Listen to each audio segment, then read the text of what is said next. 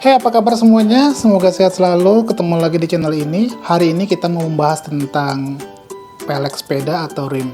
Jadi, kita akan lihat ada beberapa alternatif yang bisa dipasangkan di sepeda Brompton kesayangan Anda. Kita akan cek berapa beratnya, kemudian kelebihan dan kekurangan dari setiap rim. Jadi, langsung aja kita lihat. Oke, jadi langsung aja ini dia peleknya. Yang pertama ini adalah pelek Brompton, original Brompton. Hanya ada di 28 lubang. Kemudian yang kedua ini adalah bermerek Browme.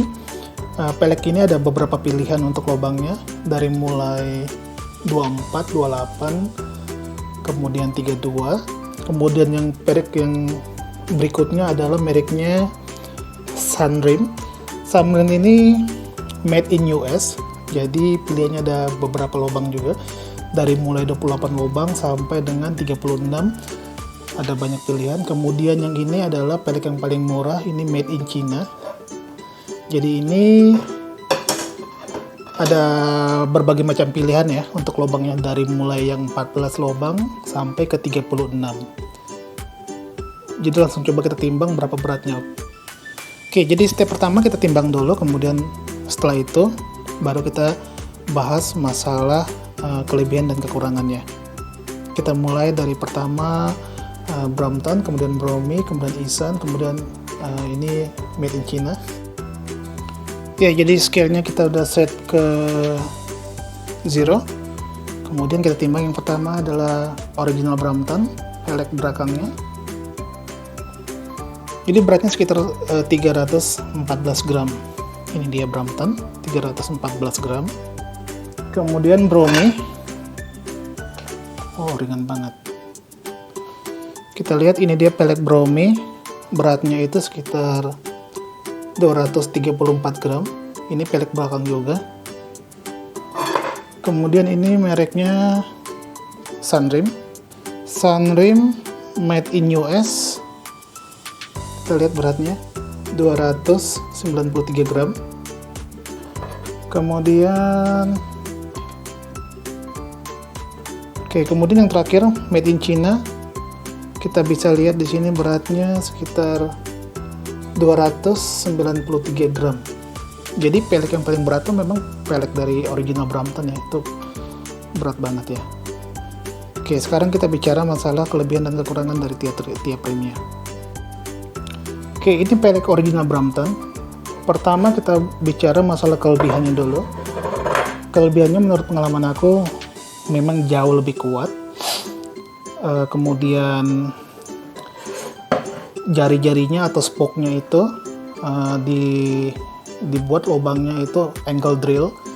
Jadi pada saat kita lacing, kita pasang ke hub, nipple-nya nggak akan bengkok seperti ini nipple-nya ya.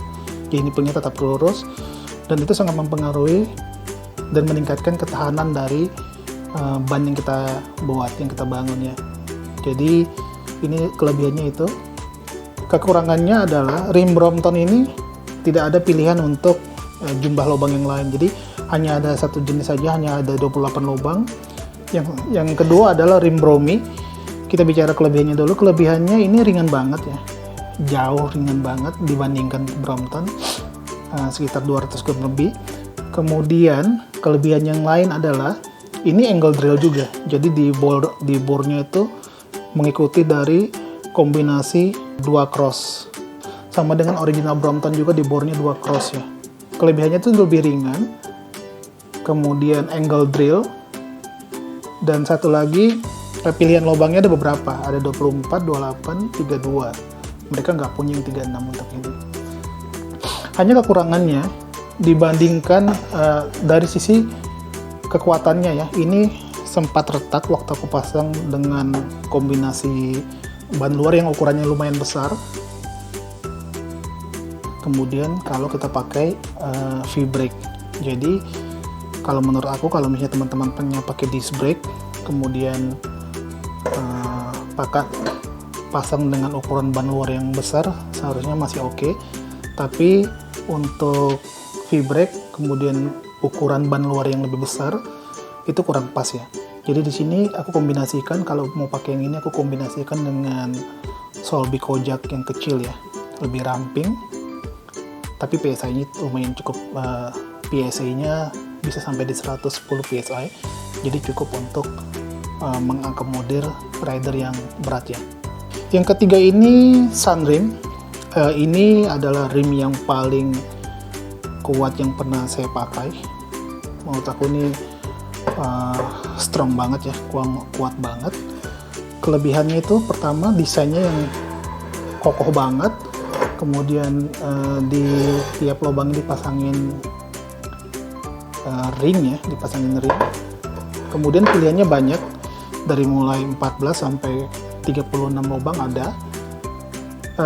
Kekurangannya itu dia bukan angle drill. Jadi kalau misalnya teman-teman list untuk belakang, kemudian lebar belakangnya itu teman-teman pakai yang 135, nipple-nya bakalan bengkok ya, karena dia bukan angle drill. Walaupun kita pakai special nipple yang punya angle yang cukup besar, masih aja bengkok. Nah, jadi dari tingkat kekuatannya, rimnya bagus, kuat, tapi pada saat kita les tidak terlalu kuat ya, karena itu tadi, karena spoke-nya kemudian nipple-nya itu bengkok. Untuk rider yang ringan sih itu mungkin nggak terlalu ngefek, tapi untuk rider yang berat atau teman-teman suka touring membawa barang yang banyak, itu akan terasa banget.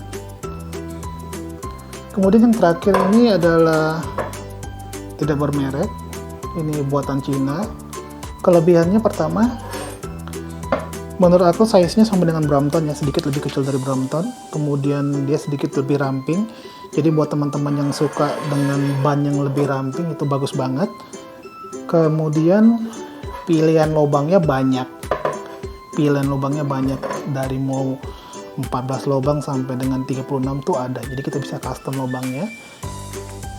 Kemudian cukup kuat, jadi itu dia kelebihannya, cukup kuat. Bisa pakai disc brake, bisa pakai V-brake, nggak akan ada masalah. Selama saya pakai baik-baik aja. Kekurangannya adalah rimnya ini di bornya bukan drill, bukan angle, tapi cuma di bor rata aja. Jadi kalau dipakein dengan hub di belakang yang agak besar, akan spoke-nya, nipple-nya akan bengkok. Jadi itu aja kelebihan dan kekurangan dari masing-masing tiap rimnya.